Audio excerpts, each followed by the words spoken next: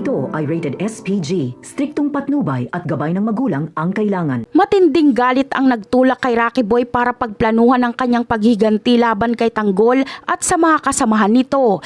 Isa-isa niyang tinangka na sakta ng mga kaibigan ni Tanggol. Ngunit sa kabutihang palad ay hindi niya lubos na napuruhan ng mga ito.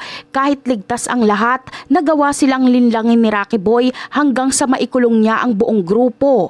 Kasama si Ramon. Sa loob ng isang lihim na silid, ang kwartong ito ang nagsilbing himpilan ni Rocky Boy kung saan niya binuo ang lahat ng kanyang mga masasamang plano. Sa loob ng sikretong silid na yon, akala ni Rocky Boy ay dumating na ang tamang pagkakataon upang tuluyan ng paslangin si Tanggol.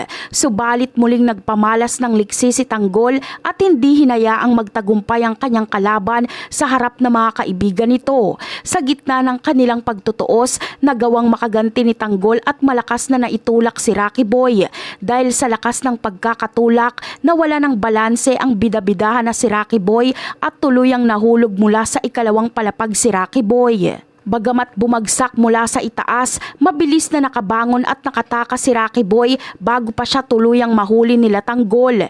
Hindi pa rin sumuko ang kanyang masamang loob kaya agad siyang nag-isip ng panibagong paraan para maisakatuparan ang kanyang naudlot na balak. Sa pagkakataong ito, gumamit siya ng ibang diskarte at nagkunwaring mabuti sa pamamagitan ng pag-aalok ng lulutuan niya ng pagkain si Tanggol. Ngunit ang totoo, palihim niyang nilagyan ng laso ng pagkain upang doon tapusin ang buhay ni Tanggol. Hindi naging madali para kay Rocky Boy na linlangin ang grupo sa ikalawang pagkakataon dahil agad na nakahalata ang matalas na si Ramon.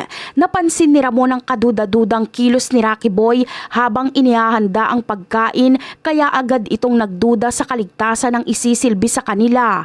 Upang masiguro ang hinala, naisipan ni Ramon na baliktarin ang sitwasyon at pilitin si Rocky Boy na siya ang unang kumain sa niluto nitong pagkain na para sana kay Tanggol. Dahil alam ni Rocky Boy na may laso ng pagkain, pilit siyang tumanggi at umiwas na subukan ang sarili niyang luto.